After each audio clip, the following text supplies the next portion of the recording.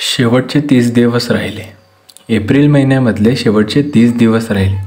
या 30 दिवसांमध्ये सर आम्ही कशा पद्धतीने अभ्यास करू MST CETसाठी जेणेकरून अजूनसुद्धा आमचा स्कोअर 99 किंवा 100% एवढा येऊ शकतो. मुलांनो, मी तुम्हाला या व्हिडिओमध्ये किंवा या लेक्चरमध्ये 2 ते 3 गोष्टी सांगणार आहे ज्या तुम्ही सर्वांनी एकदम व्यवस्थित बघायचे. पहिली आणि सर्वात महत्त्वाची गोष्ट की आपल्याला ज्यांचा बायो ग्रुप आहे त्यांची एक्झाम 22 एप्रिलपासून स्टार्ट होणार आहे. ठीक आहे. मग त्याच्यासाठी 1 पासून तर 20 एप्रिलपर्यंत कुठली स्ट्रॅटेजी फॉलो करायची ते सांगणार आहे. अनेक विद्यार्थी PCM ग्रुपवाले असणार आहे, त्यांची एक्झाम जी असणार आहे ती पुढच्या महिन्यात स्टार्ट होणार आहे. मग त्यांच्यासाठी 1 एप्रिलपासून तर 30 एप्रिलपर्यंतची स्ट्रॅटेजी सांगणार आहे. आता अनेक विद्यार्थी डाऊट विचारतात की सर PYQजला आम्ही कशा पद्धतीने मोर इफेक्टिव्हली इफिशियंटली सॉल्व करू शकतो, त्यांच्यासाठी ती गोष्ट सांगणार आहे. आणि लास्ट बट नॉट लिस्ट या ठिकाणी जी चौथी गोष्ट असणार आहे त्याच्यामध्ये आपण रिव्हिजनची स्ट्रॅटेजी सांगणार आहे की एप्रिल महिन्यामध्ये आपल्याला कशा पद्धतीने जास्तीत जास्त चांगले रिव्हिजन करून कशा पद्धतीने जास्तीत जास्त चांगला स्कोअर करू शकतो, या सर्व गोष्टी सांगणार आहे. लेक्चर किंवा व्हिडिओ संपूर्ण बघा. हे बघितल्यानंतर मी तुम्हाला 1000% सांगतोय, तुम्ही ज्या पद्धतीने अभ्यास करणार आहे त्याच्यापेक्षा तुम्ही 1000% जास्तीत जास्त प्रमाणामध्ये तुम्ही आउटपुट देऊ शकणार आहे. त्याच्यामुळं चॅनलवर पुढच्या काही दिवसांमध्ये PYQ सिरीज लॉन्च केली जाणार आहे. त्याच्यानंतर अनेक असे महत्त्वपूर्ण गोष्टी ज्या MST CETसाठी आणि MST CET झाल्यानंतरसुद्धा काही महत्त्वाचे कॉलेजेसमध्ये ॲडमिशन कसं घ्यायचं, कुठले डॉक्युमेंट्स रिक्वायर्ड असणार आहे, या सर्व गोष्टी आपण चॅनलवर प्रोव्हाइड करणार आहे. त्याच्यामुळं आतासुद्धा चॅनलला सबस्क्राईब नसेल केलं तर तुम्ही सबस्क्राईब करू शकता. ज्या मुलांचा PCB ग्रुप आहे त्यांच्यासाठी सुरुवातीला आपण स्ट्रॅटेजी सांगू. ठीक आहे मुलांना, आपल्याकडे 1 एप्रिलपासून तर 22 एप्रिलपर्यंतचे दिवस शिल्लक आहे. ठीक आहे, किंवा आपण इथे जस्ट कन्सिडर करणार आहे की 1 एप्रिलपासून 20 एप्रिलपर्यंत आपल्याकडे दिवस शिल्लक आहे. मुलांनो, 20 दिवस आपल्याकडे आहे, बरोबर. आता आपल्याला माहिती आहे केमिस्ट्रीचं सांगतो, तुम्ही त्याच्यानुसार तुम्ही बाकी सब्जेक्ट्सची कंपॅरिझन करू शकता. मी तुम्हाला ते पण पुढे सांगणार आहे. ठीक आहे, त्याच्यामुळे व्हिडिओ संपूर्ण बघायचा आहे. मुलांनो, केमिस्ट्रीमध्ये 12th आपल्याला माहिती आहे 16 चॅप्टर, 11thला 9 चॅप्टर्स असे ओव्हरऑल 25 चॅप्टर्स हे आपल्याला माहिती आहे, बरोबर आहे.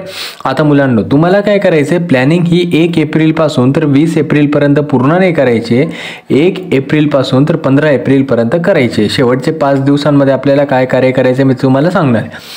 मुलांनो, 1 एप्रिल ते 15 एप्रिलपर्यंत तुमची थेरी आणि तुमचे PYQs संपूर्णपणे सॉल्व झाले पाहिजे. सर कसं, किती दिवस आम्ही किती चॅप्टर करू सांगणार सर्व.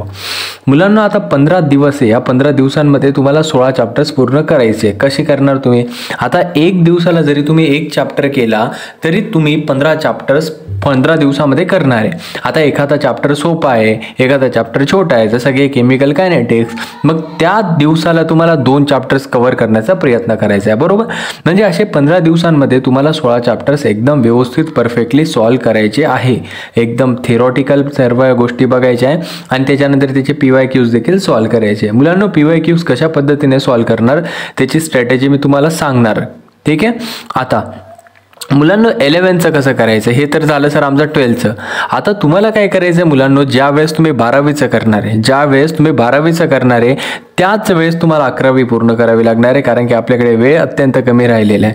तुम्हाला काय करायचं आहे की तुम्हाला 3 दिवसामध्ये काही पण करून 2 चॅप्टर्स पूर्ण करायचे. म्हणजे समजा आता 1 एप्रिल, 2 एप्रिल, 3 एप्रिल, आता ह्या 1 एप्रिलपासून तर 3 एप्रिलपर्यंत तुम्हाला 2 चॅप्टर्स पूर्ण करायचे. असे केले तर तुमचे 15 तारखेपर्यंत 11वी देखील पूर्ण होणार. मुलांना, मला एवढंच सांगायचं आहे की ज्यांचा PCB ग्रुप आहे त्या विद्यार्थ्यांना मी थोडक्यात सांगतो पुन्हा एकदा की आपल्याला 1 एप्रिलपासून 15 एप्रिलपर्यंत स्ट्रॅटेजी आहे. त्याच्यामध्ये 1 पासून तर 15 पर्यंत आपल्याला डेली 1 चॅप्टर करायचं आहे. त्याच्यानंतर त्याचे PYQs करायचे आणि 11वीचं जे असणार ते 3 दिवसामध्ये आपल्याला 2 चॅप्टर्स कव्हर करण्याचा प्रयत्न करायचा आहे. ही झाली आपली PCB ग्रुपसाठी स्ट्रॅटेजी. मुलांनो, अजून तुमच्या ज्या वेगवेगळ्या शंका असणार आहे की सर अजून आम्ही कशा पद्धतीने करू, आमचा टाइम टेबल सांगा, या सर्व गोष्टी तुम्ही मला कमेंट्समध्ये सांगू शकता. आपण नक्कीच प्रयत्न करू तुमच्या सर्व कमेंटचं उत्तर देण्याचं. आता पुढे मुलांनो, ज्यांचा PCM ग्रुप आहे त्यांना भरपूर छान संधी चांगला स्कोर करण्याची.